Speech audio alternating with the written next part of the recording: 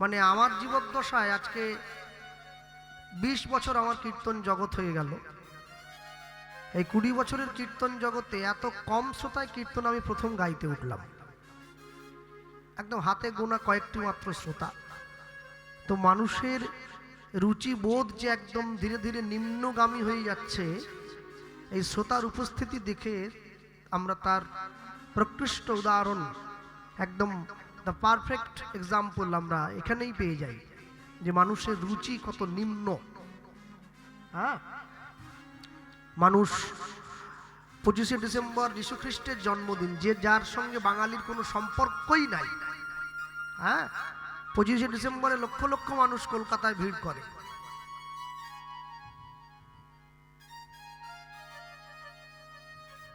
আপনারা কদিন আগে শুনেছিলেন কিনা আমি জানি না, একটি সনাতন হিন্দু ধর্মের ছেলে সে গির্জাতে গিয়ে কীর্তন গাইছিল বলে, একটা রামের ভজন গাইছিল বলে তাকে অ্যারেস্ট করেছে ওখানকার মানুষ। হ্যাঁ, আর তারা আমাদের ধর্মকে বিন্দুমাত্র সম্মান শ্রদ্ধা জানায় না।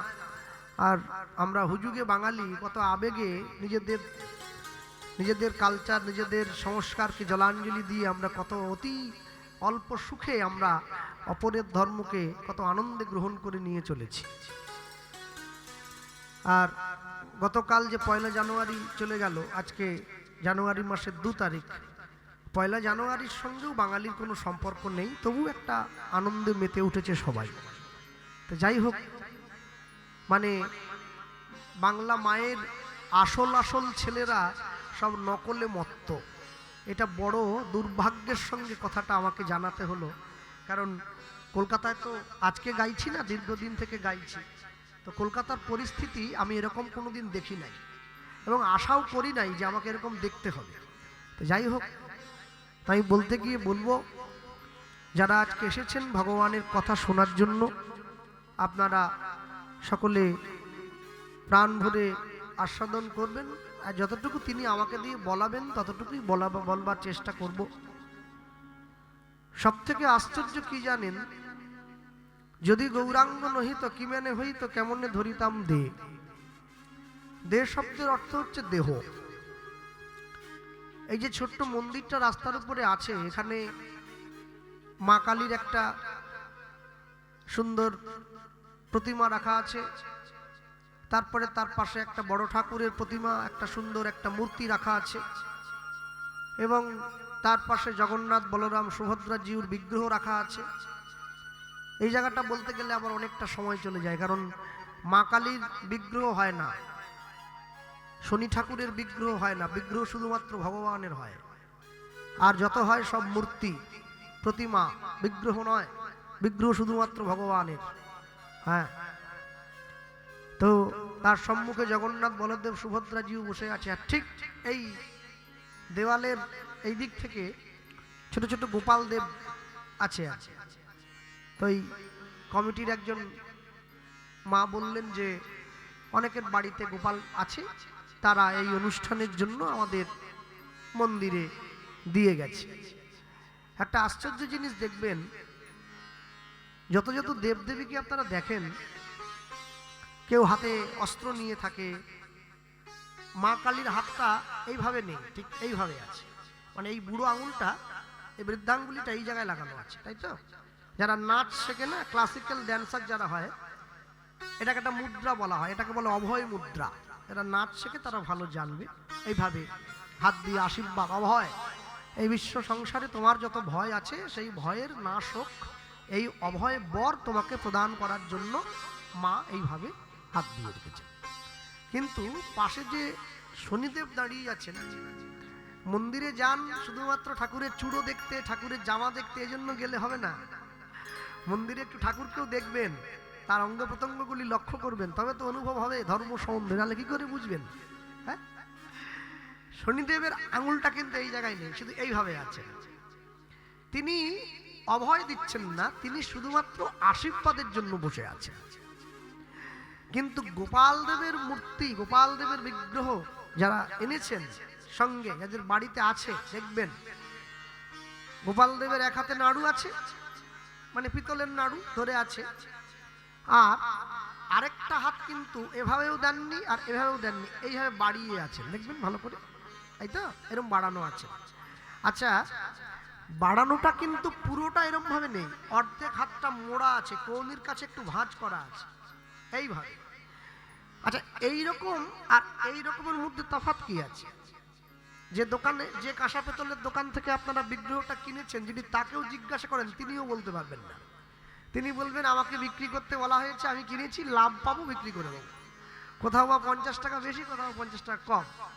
আচ্ছা, এইরকম মানে পুরো হাতটা বাড়ানো আর ছোট্ট করে একটু বাড়ানো, এখানে একটু কারণ আছে, একটু বলে নিই ছোট্ট করে। দেখবেন অনেক অনেক সভা অনুষ্ঠানে গেলে আমাকে বলা হয় যে আমাদের গ্রামে একটা মহৎ কর্ম হচ্ছে, কি আমাদের একটা শহরে বড় কাজ হবে, তো কৃষ্ণবাবু আপনি আসবেন, একটু অনুষ্ঠানে উদ্বোধন করবেন, মোমবাতি জ্বালাবেন, ফিতেটা কাটবেন, আপনাকে আমাদের অনুষ্ঠানে আমন্ত্রণ জানানো হলো, বলা হয়, দেখবেন।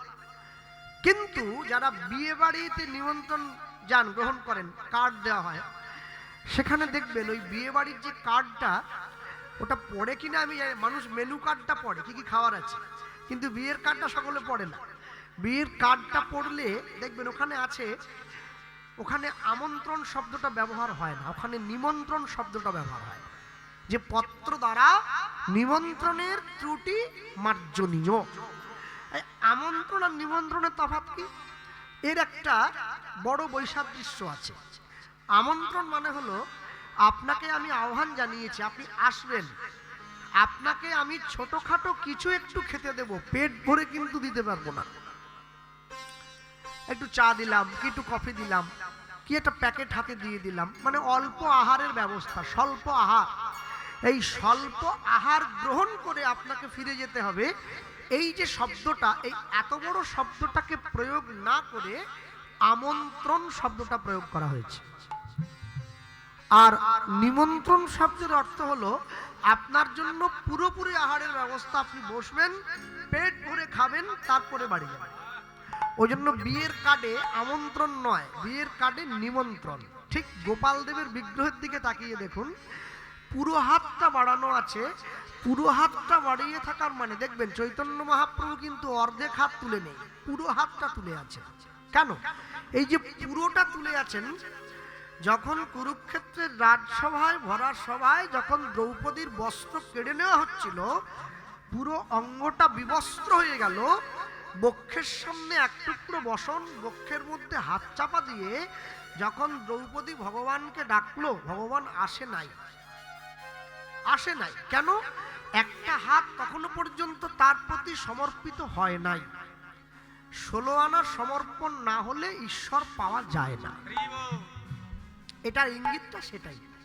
যখন দ্রৌপদী দুটো হাতে সমর্পণ করে দিল, তখন ভগবান কি করলেন?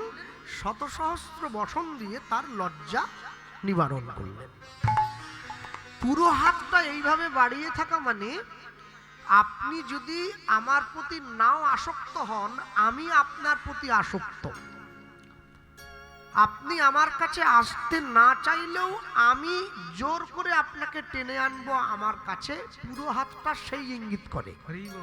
কিন্তু অর্ধেক হাত বাড়িয়ে যাচ্ছেন মানে গোপালদেব বলতে চাইছেন আমি তো অর্ধেকটা দিয়েই রেখেছি, তুমি অর্ধেকটা আমার দিকে আসো, তবেই তো সম্পূর্ণ হবে, না হলে হবে কি করে? মাঝে মাঝে দেখবেন বাড়ির ছেলে বা মেয়েটা গোপাল কোলে নিয়ে ঘোরে, কিন্তু সে মাছ খায়, গোপাল কোলে থাকে কিন্তু ডিম খায়, মাংস খায়। শুনুন, ভগবান খেলার পুতুল নয়, ভগবান বাজার থেকে কিনে আনা, বড় শপিং মল থেকে কিনে আনা টেডি বিয়ার নয়। এই জায়গাগুলোতে বাবা মায়েদের খুব বিশেষ সতর্ক হয়ে যেতে হবে। হ্যাঁ, আমাদের লজ্জা লাগা দরকার, উচিত ছিল বলে মনে করি। কেন? আমি তো যে ক্লাবে আমাকে থাকতে দিয়েছেন, ওইখানে আমি দেখছিলাম দুর্গোৎসবের কত পুরস্কার পেয়েছে। বেশ প্রতিমা, বেশ শোপিস সব কাঁচ দিয়ে বাঁধানো আছে, ক্লাবে রাখা আছে। মনে রাখবেন, সব সময়ের জন্য আমাদের সংস্কারের প্রতি আমরা দায়বদ্ধ, এটা আমাদেরকে মানতে হবে। যদি না মানেন তাহলে আপনি এই সংস্কারকে সম্মান করেন না, আর সংস্কারকে সম্মান না করলে আপনি নিজের জাতিকে সম্মান করেন না।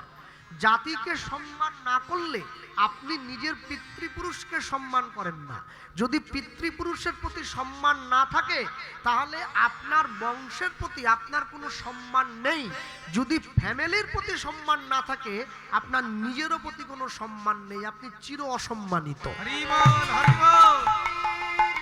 এই জায়গাগুলোতে আপনাকে বিশেষ সতর্ক হতে হবে। সতর্কটা ঠিক এই রকম, অনেকে দেখবেন গোপাল দেবের পুজো করছে, জন্মাষ্টমীর দিন গোপালকে সিংহাসনে বসিয়ে দিয়েছে, গোপালের সামনে বড় একটা ক্যাডবেরি দিয়ে দিয়েছে। গোপাল দেবকে ক্যাডবেরি দেওয়া যায় না, ক্যাডবেরির মধ্যে ক্যাফাইন আছে, ওতে নেশা হয়। ভগবানকে তুমি ক্যাডবেরি অর্পণ করতে পারো না, তোমাকে এই জায়গার প্রতি দায়বদ্ধ থাকতে হবে। যখন কীর্তন হয় দেখবেন, আজ তো শুধু নয়, আপনারা আমার জন্মের আগে থেকে কীর্তন শুনছেন, যখন কীর্তন হয় তখন দেখবেন যিনি কীর্তন গাইছেন তিনি মাঝে মাঝেই বলেন, এই কথা বলছিস কেন, এই বাচ্চাটা দেখ, আস্তে কথা বলো, আস্তে বলো, আস্তে বলো। যেখানে কীর্তন হয় সেখানে দেখবেন কীর্তনিয়া মাঝে মাঝেই বলে, যেখানে হয় নাম সংকীর্তন সেটাই শ্রীধাম বৃন্দাবন, বলেন না? আর মানুষ সঙ্গে সঙ্গে মায়েরা উলুধ্বনি দিয়ে দিল, মানুষের হাত তুলে দিল। আচ্ছা, যেখানে হয় হরিনাম সংকীর্তন সেটাই শ্রীধাম বৃন্দাবন। আমি মুখে চিৎকার করে বললাম, আমি হঠাৎ করে লক্ষ্য করছি, আমি হাত তুলে হরি বলো বললাম, আমার স্ত্রী উলু দিল, কিন্তু আমার ছোট বাচ্চাটা পাশে বসে কুড়কুড়ির প্যাকেট খাচ্ছে। বৃন্দাবন ধাম কুড়কুড়ির প্যাকেট খাওয়ার জায়গা নয়। তাহলে আপনি মুখে বৃন্দাবন বলেছেন কিন্তু অন্তর থেকে বৃন্দাবনকে সম্মান দিতে পারেন না।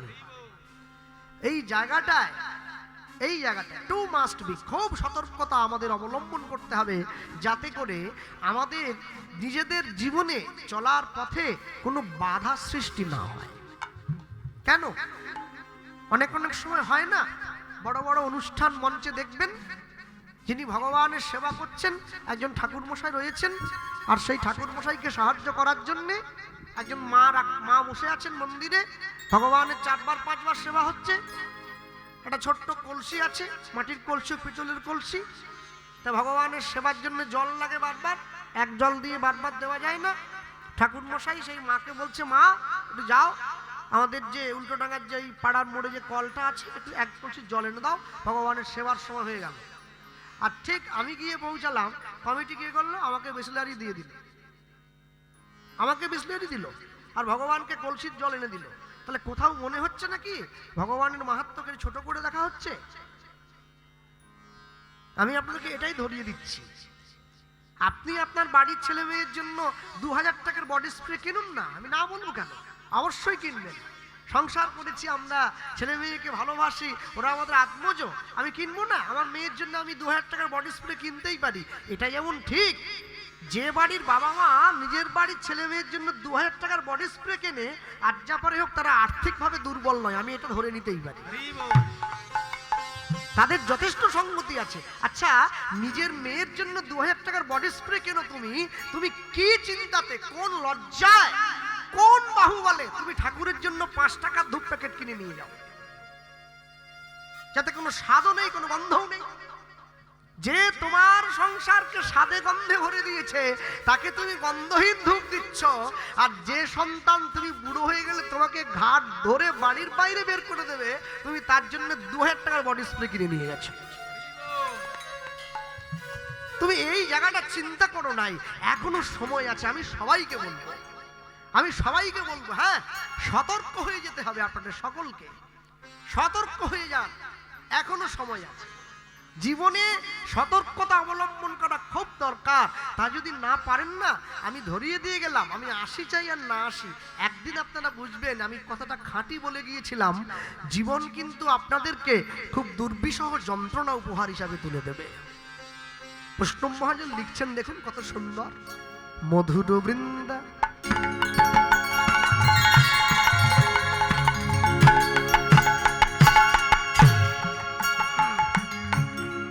মধুর, বড় মধুর, বড় মধুর, বড়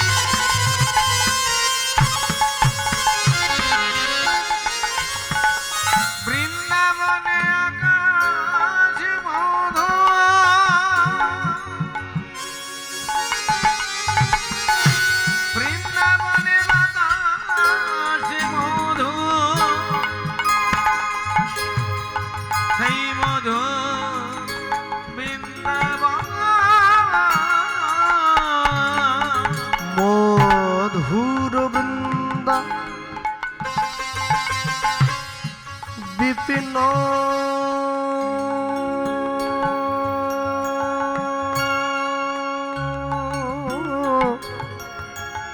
মাধুরী মাধুরী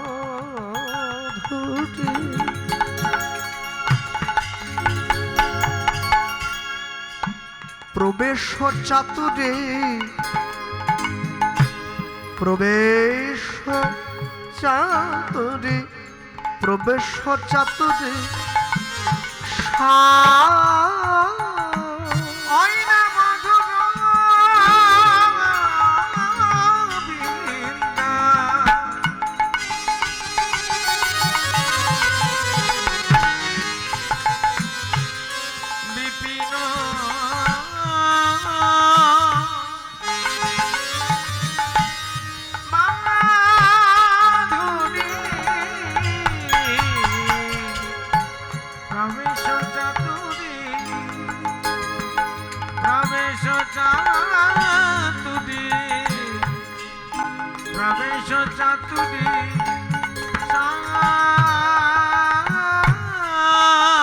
বড় যুবতী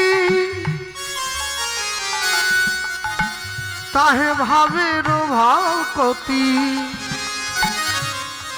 সকতি হইত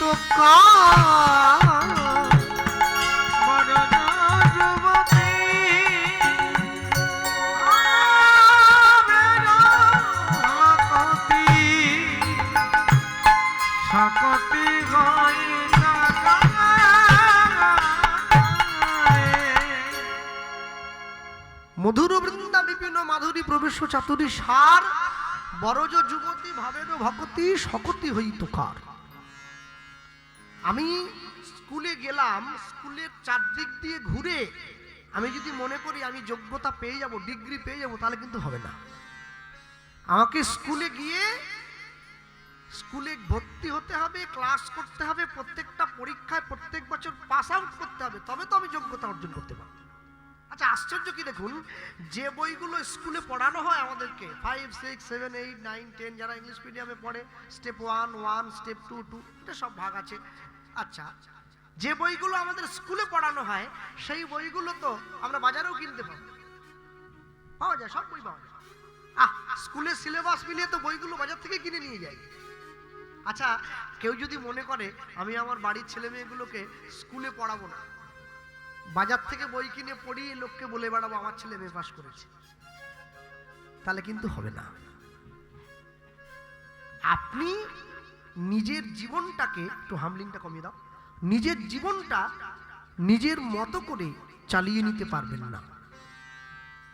এর জন্যে সর্বক্ষেত্রে সর্বসময় আপনাকে ঈশ্বরের দ্বারস্থ হতে হবে।